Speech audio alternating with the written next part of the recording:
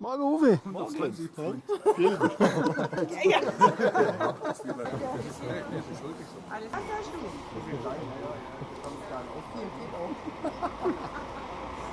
Die Ernährung ist gesichert.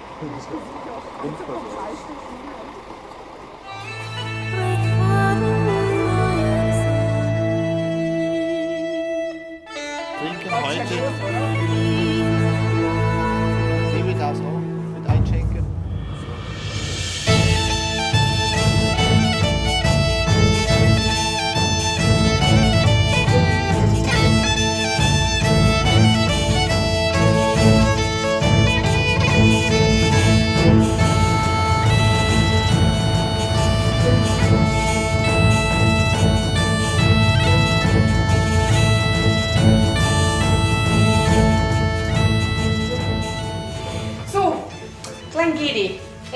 We're owned by Suntory, and what we're going to give you a taste of this now is our 12-year-old. So I'll just hand these out ourselves. For 12-year-old and anything older, we would always say to have a wee try first before you would add any water.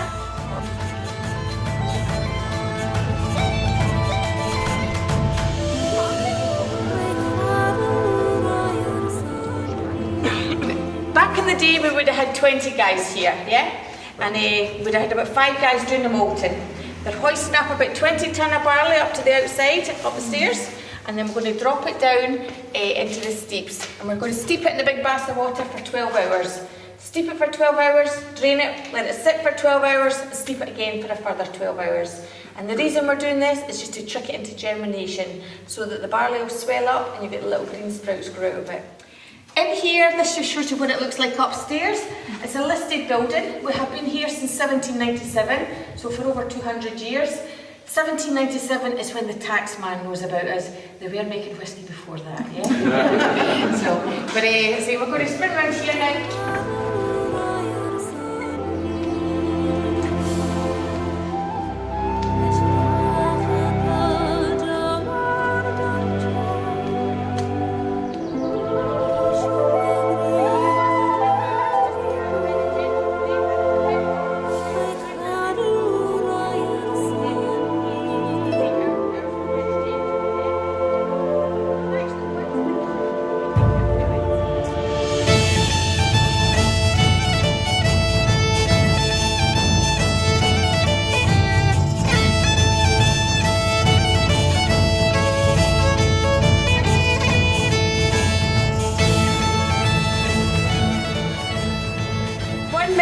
And we do 3 millings a day.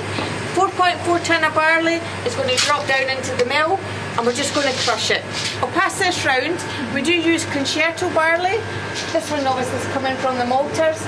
If you want to try it, it tastes nicer than it smells, yeah? But if you bite a little bit in half, you can see the starch inside it.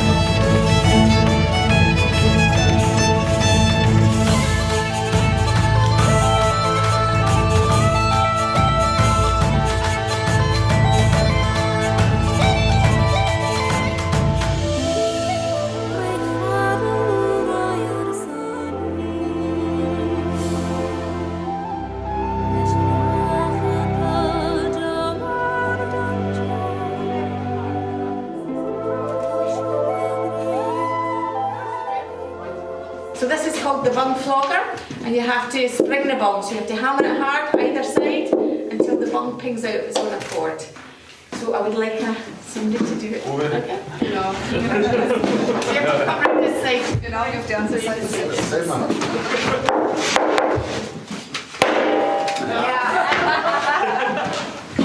I think there's too many to let you all try, so only the yeah. There you go. You get to try. So it's from 2001 is 56.2% alcohol in a bourbon barrel. So.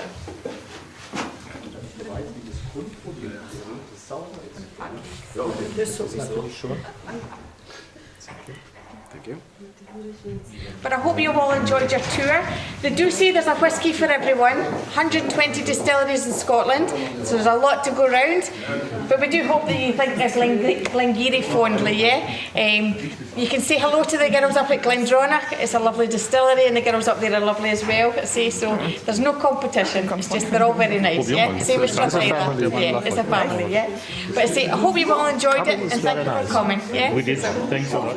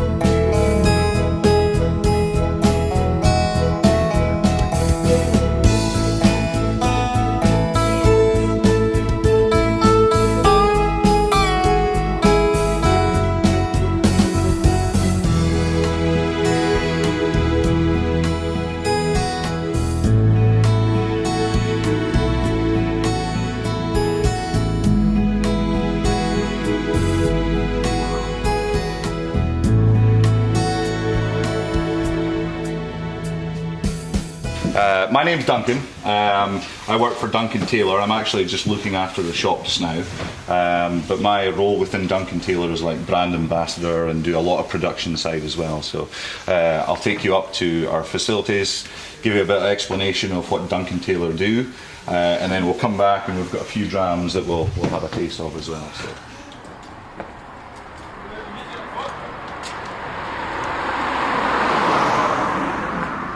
We started in 1938 by two American guys, and what they did, they were basically buying casks and they were holding them down for future. They were whiskey brokers, cask brokers. They passed away 15 years ago, and it's only now, my boss, Ewan Shan, bought the company together, and it's only now are we starting to bottle these whiskies that have been from distilleries that have long gone, that will never produce again. So this is our bottling hall, and it blows, any excess dust on board. So this part of the line is our label machine. When we're doing big batches of runs, it's always on, so it's easier. But what we're doing, what the guys are doing just now are labelling, which is the octave bottlings, which we only have 88 bottles from an octave, which I'll explain to you when we get to the shop. But it's not worth setting up the machine, to do just like 88 bottles. So that's why they're doing them by hand. This is also.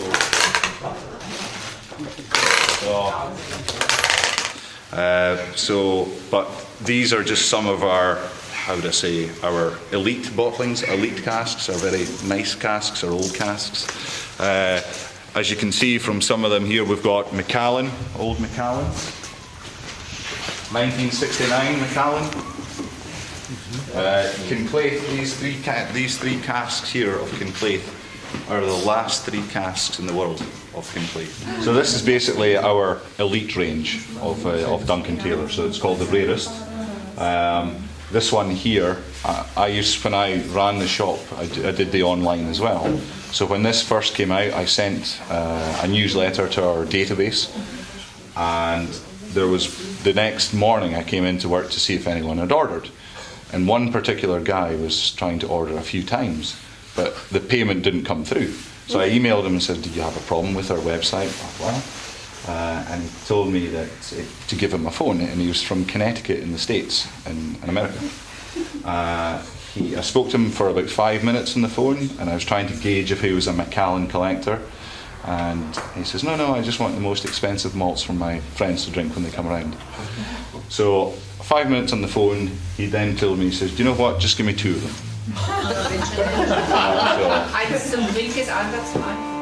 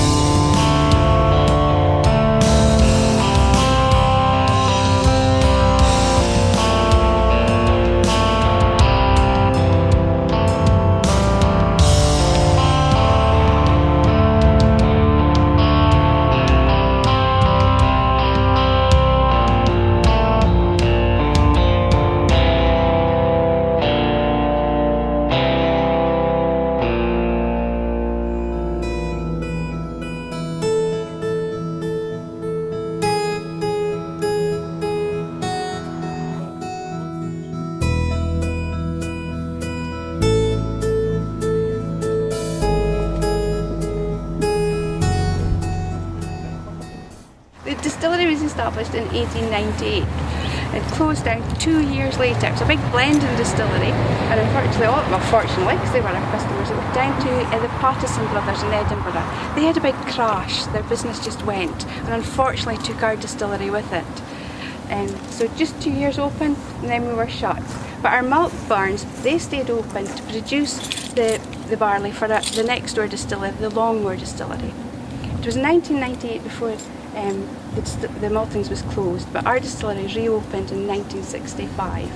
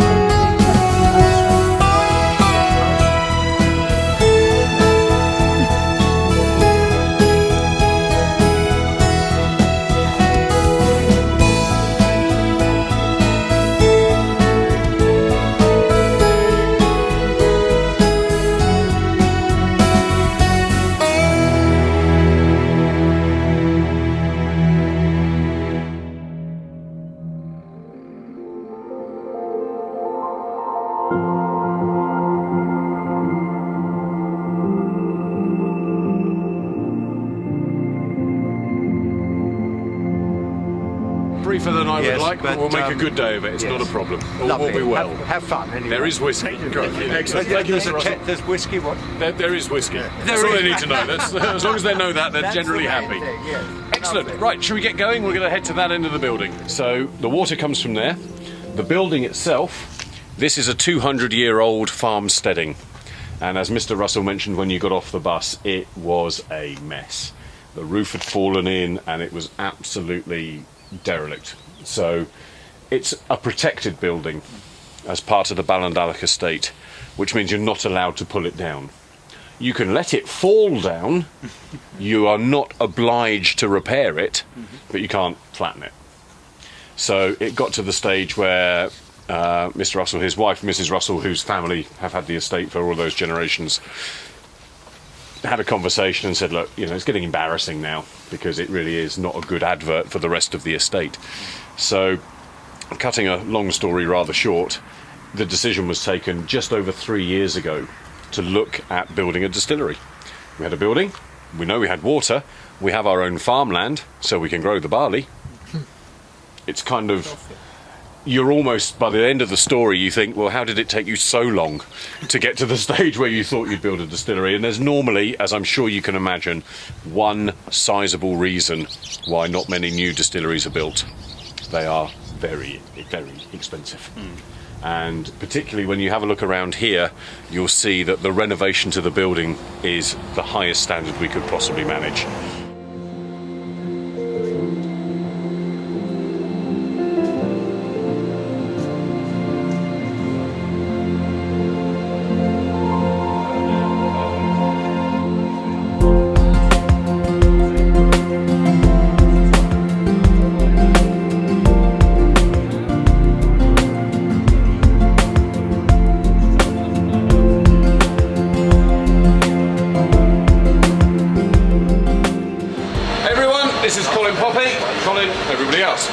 So Colin's the mashman and currently responsible for everything from the malt bins outside to the end of fermentation. Charlie then takes over as far as distillation is concerned, and as of next month Colin will be training up an apprentice. So we'll have somebody else here who hopefully in a very short space of time will be able to look after the mashing side of things, so Colin can go and play with the stills, and then eventually we'll have everybody being able to do everything. Now what you're going to see is a very clean mash tun, because he's just put the draff out and sprayed it with that. So you can have a look in here before we head off. So do you want the blades off, or are you going to see up here? Right, have a look in now. And then we'll let him clean it. Get out of your way, obviously.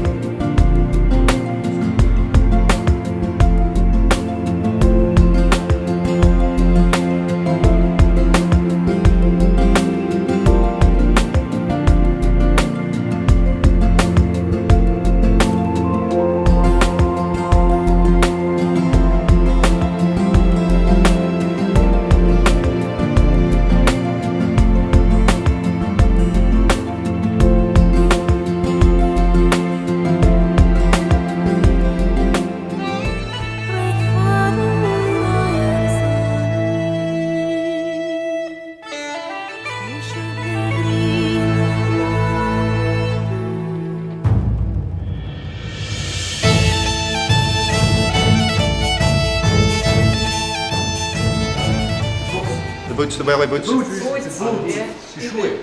Gummistiefel. Gummistiefel. That's the one. Yeah, we used to have 7 guys in shift, and we lost 1 guy when we were painting. It's a nice place to work. We've got 6 guys in shift. The boss and myself, they've all got a sense of humour, so it's a nice place. Turf would have been the fuel for the kiln, along with coal. So I'm guessing back then, AnCnoc do whisky maybe had a wee smoky flavour. But right now, we use plain malt, and most of our whiskies are plain single malts. But for 11 years now, we've been using so much peated malt. And 2 years ago, they released 3 expressions of AnCnoc peated whisky. You seen them? Kata? Kata, Yeah. flower. Oh, yeah. You tasted them all? Yeah, you have. Oh, good.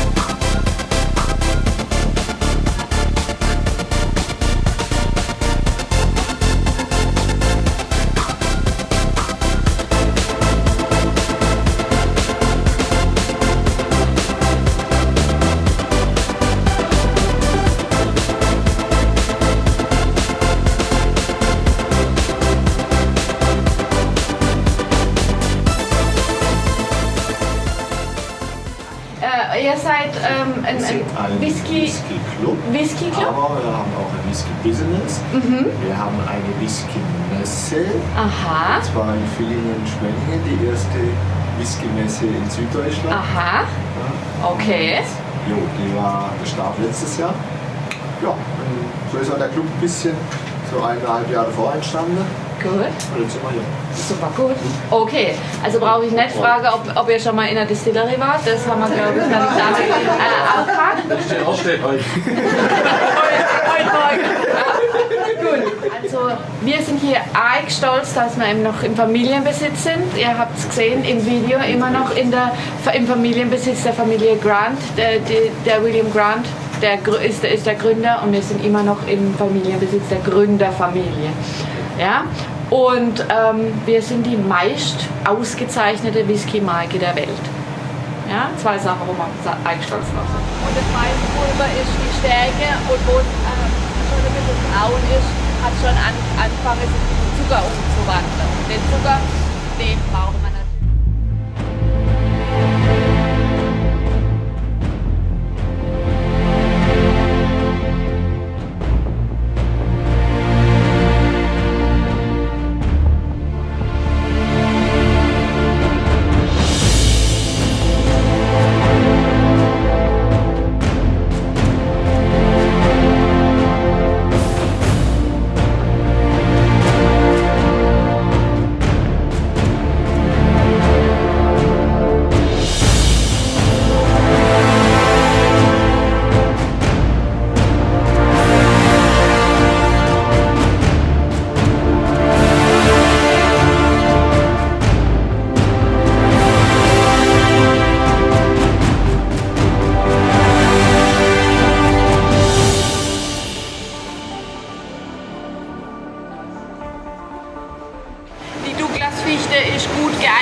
Fermentation und zum Bauen dieser Washbacks, weil wir 5 Meter Holz am Stück, 17 Fuß, brauchen, ohne Äste zu haben. Und die Douglasfichten sind halt hohe Bäume und da kriegen wir die 5 Meter am Stück, ohne dass wir Äste haben, sonst hätte man ja Blacks vorprogrammiert. Ja?